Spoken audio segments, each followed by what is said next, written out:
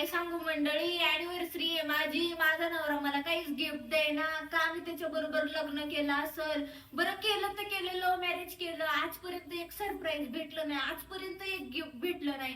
का केलं मी लग्न? मुस्काड हाणलं पाहिजे तुझं. हा, लाज वाटते का काय बोलायला?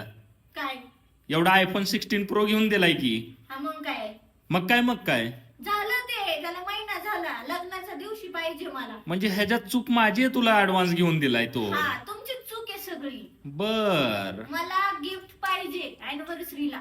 ह्या पुढे आता लक्षात ठेवन मी, ज्या वेळेस कार्यक्रम असेल काही त्याच वेळेस तुझ्या हातात गिफ्ट असेल आता.